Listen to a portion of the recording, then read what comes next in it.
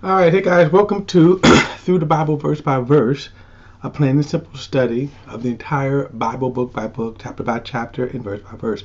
We are in Deuteronomy in chapter 1. Now, as I said in the intro, Deuteronomy is literally the last day, the last address of Moses, but the last day of Moses. After he finishes this address, he literally goes up. We will see this later on. He goes up into the mountain and he is never heard of again, at least on earth. He dies. And even though the book of Deuteronomy is some 36 chapters long, it seems like it's a long time. But if you're thinking about it from a standpoint of just reading it all the way through it, you're only talking about a couple of hours. If you're hearing his address, again, same thing, a couple of hours. So it's not like it's a long period of time, even though it seems like it is. So this is this last address.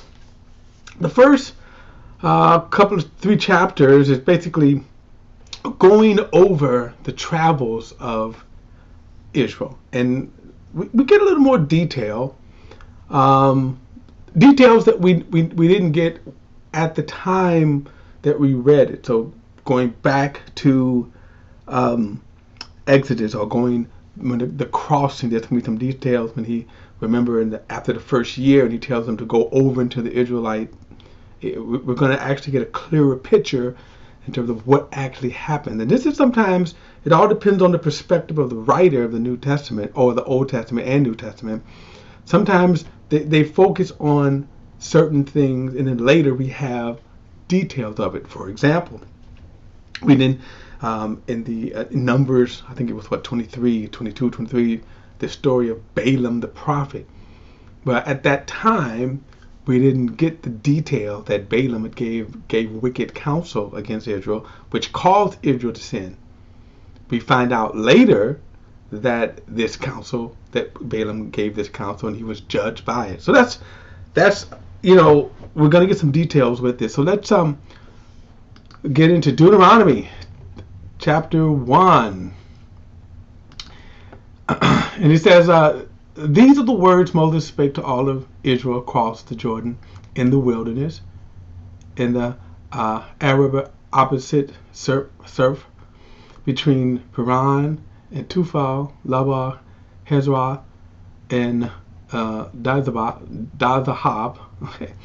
It is an 11-day journey from Hebron to Kadesh Barnea by way of Mount Seir.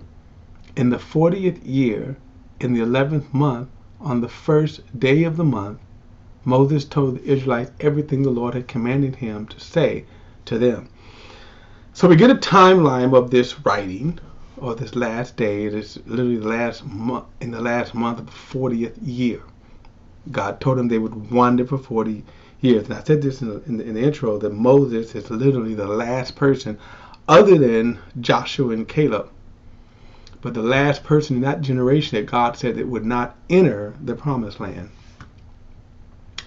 It says, this was after he had defeated Sihon, king of the Amorites, who lived in Heshbon, and Og, king of Bashan, who lived in Ashtaroth, at Edrei, across the Jordan in the land of Moab. Moses began to explain this law, saying, now, again, the word explain here is more so kind of a reorientation.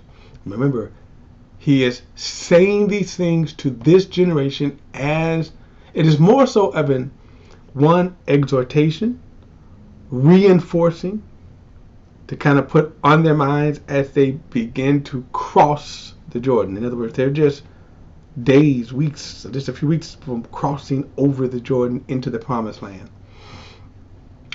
He said, the Lord our God spoke to us at Hebron.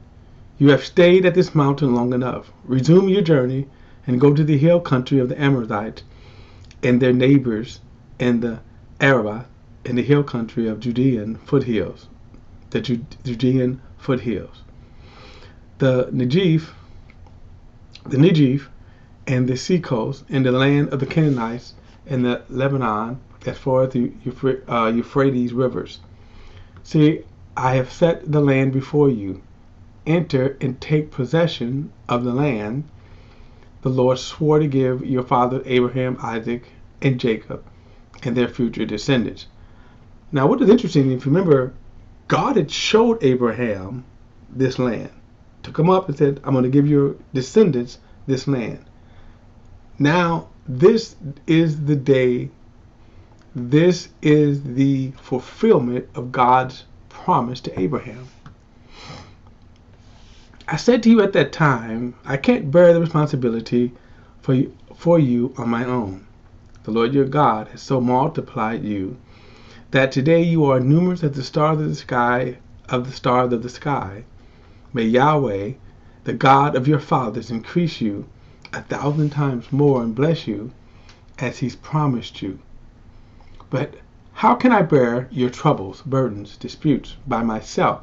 Now remember, at one point Moses would hear, it would be from sun up to sundown, where Moses literally is hearing all of their complaints and issues and questions. Okay, and then his father-in-law Jethro even told him, man, that's not good what you're doing. You need to come. I'm going to give you. He gave him some advice, and set some leaders up, set some rulers up to help carry the people's load. Verse 13: appoint for yourselves wise, understanding, and respected men from each your tribes, and I will make them your leaders. You replied to me, what you purpose to do is good. So I took the leaders of your tribes, wise and respected men, and set them over you as leaders, officials for thousands, hundreds, fifties, and tens, and officers for your tribes. I commanded your judges at that time, hear the cases between your brothers, and judge righteously between the man and his brother, and a foreign resident. Now, this is something man fails often, what we call righteous judgments. And even though you can have laws, the weakness of the law is the sinful nature of man. Notice he's saying, judge righteously. Verse 17, do not show partiality when deciding a case. Listen to the small and the great alike. Do not be intimidated by anyone, for judgment belongs to God.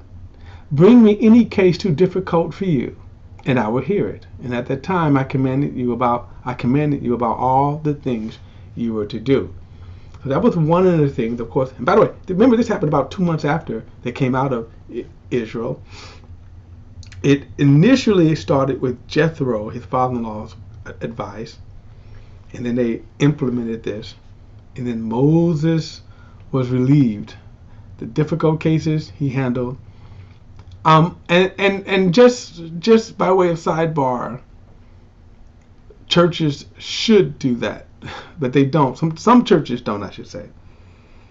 But anyway, verse 19. We then set out from Hebron and went across all of the great and terrible wilderness you saw on the way to the hill country of the Amorites, just as the Lord our God had commanded us. When we reached Kadesh Barnea, I said to you, you have reached the hill country of the Amorites, which the Lord our God has given us. See, the Lord your God has set the land before you. Remember this statement, because it's going to come up again and again in the book of Deuteronomy. He says, verse 21 again, see, the Lord your God has set the land before you. Go up and take possession of it as Yahweh, the God of your fathers, has told you. Do not be afraid or discouraged. Now, this would have been, again, around the year mark. Remember, right after the year mark, when God tells them, and we see this in the book of Numbers, when God tells them to go up and possess the land. Their travels had been a year. So they should have been in, if they were faithful, they would have been now in Israel for 40 years. All right, verse 22. Then all of you approached me and said, let us send men ahead of us so that we may explore the land for us and bring us back a report about the route we should go up and the cities we will come to. The plan seems good to me, so I selected 12 men from among you, one from each of the tribe. And of course, it turns out to be a disaster. We also see sometimes how God will In other words, wisdom should have said, if God tells us to go now, we should have went. God tells them, but they didn't. So they said, hey, send men first. Moses said, all right, it seems good. And of course, 40 years later, Moses is talking about this. Verse 24, they left and went up into the hill country. It came to the valley of Escol, scouting the land. They took some of the fruit from the land in their hands, carried it down to us, and brought back a report. The land the Lord our God is given us is good. But you were not willing to go up, rebelling against the command of the Lord your God. You grumbled in your tents and said, the Lord brought us out of the land of Egypt to deliver us into the hands of the Amorites, so that they would destroy us, because he hates us. This is what they said, by the way. Okay, this is what they said, despite everything that God had done for them. Verse 28. Where can we go? Our brothers have discouraged us, saying, the people are larger and taller than we are. The cities are large, fortified to the heavens. We also saw the descendants of Anakim there. So I said to you, don't be terrified or afraid of them. The Lord your God, who goes before you, will fight for you, just as you saw him do in Egypt. Now, this should have been their logical deduction. Verse 31, and you saw in the wilderness how the Lord your God carried you as a man carries his son along the way you travel until you reach this place. But in spite of all of this, you did not trust in the Lord your God, who went before you on your journey to seek out a place for you to camp. He went in the fire by night and the cloud by day to guide you on the road you were to travel. And when the Lord heard your words, he grew angry and swore an oath, none of these men in this evil generation will see the good land I swore to give your fathers, except Caleb, the son of Jephunneh. He will see it, and I will give him and his descendants the land on which he has set foot, because he followed the Lord completely. Now also Joshua, of course, is mentioned in here. Joshua, but Joshua is the leader as well. Verse 37, the Lord was angry with me also because of you, and said, you will not enter either. Now this is, of course, he's condensing this because this was actually 38 years after. 38, Joshua the son of Nun, who attends you, will enter it, and encourage him, for he would enable Israel to inherit it. Your little children whom you said would be plundered, your sons who don't know good from evil, will enter there, and I will give them a land, and they will take possession of it. But you are to turn back and head for the wilderness of the Red Sea. Now, if you kind of remember, that was kind of a bad scene too. I mean, because it was, you can saw the anguish, like, man, we messed up, but it was too late. You know, they even tried to go up and fight, and God said, if you go up, you're gonna get whipped, and they went up and they got whipped. Verse 41. You answered me, we have sinned against the Lord. We will go up and fight just as the Lord God commanded us. Then each of you put on your weapons of war and thought it would be easy to go up to the hill country. But the Lord said to me, tell them, don't go up and fight, for I'm not with you to keep you from being defeated by your enemies. So I spoke to you, but you didn't listen. You rebelled against the Lord's command and defiantly went up to the hill country. So even in there, they were still disobedient. They didn't obey God to go across the land. They didn't obey God to believe in him. And after God rejected them, he says, oh, we're still going to go up. Verse 44, then the Amorites who lived there came out against you and chased you like a swarm of bees. They routed you from Syria as far as Hermon. Now, even in that was mercy. It was mercy because none of them died, but they did get routed, as they said. Verse 45.